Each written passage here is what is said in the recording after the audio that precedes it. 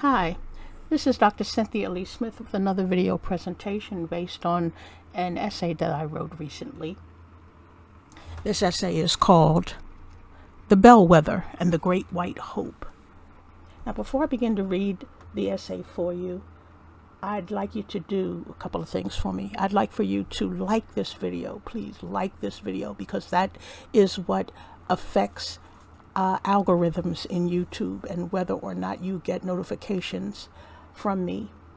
And I'd like you to subscribe if you have not subscribed already. Okay? Here we go.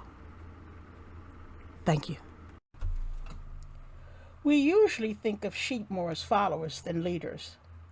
But in a flock, one sheep must lead the way. Long ago, it was a common practice for shepherds to hang a bell around the neck of one sheep in their flock, thereby designating it the lead sheep.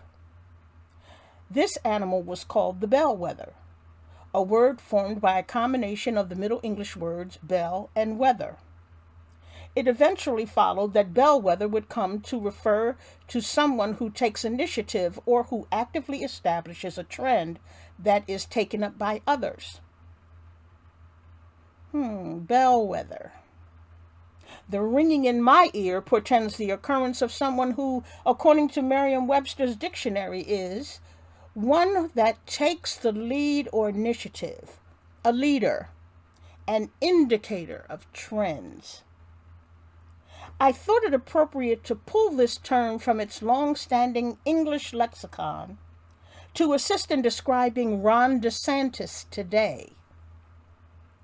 Another term taken from Howard Sackler's loosely based novel turned movie on the life of black boxer Jack Johnson, titled The Great White Hope, was also appropriate in my view, given how it brought the anticipation of a white messiah back into the lexicon of American literature in the early 1900s, and how it is especially comparative to events occurring today.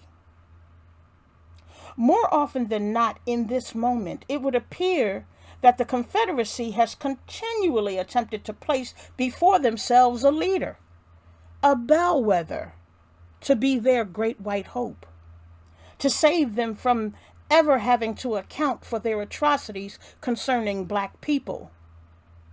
Bear in mind, however, that when I speak of the Confederacy, I'm not merely speaking of the South, since migrations of white people from the South to the North, the Midwest, and other upper regions also took place. According to the Encyclopedia of Chicago, during the period of World War I and the 70s, white Southerners also left in droves for Chicago and other Midwestern locales. I'm also referring to white people with the shared vision of white supremacist ideology from as far northwest as Oregon and as far northeast as Maine. Within the context of these two terms and what Ron DeSantis is doing in Florida, the question becomes, has he become the bellwether? Is he the next great white hope?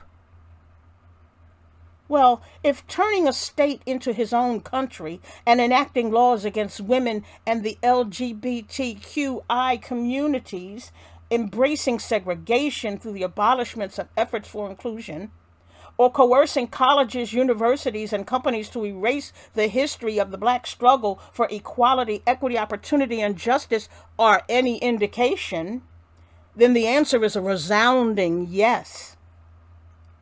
Black people in the United States must pay close attention to what is happening in Florida, because Confederates like DeSantis, who never thought the war ended, are still fighting to bring black bodies to heal and are looking to Florida for the precedent.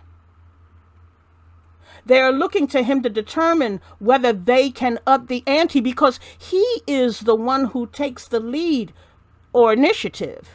He is their leader. He is the indicator of trends, one who is actively establishing trends that are taken up by others.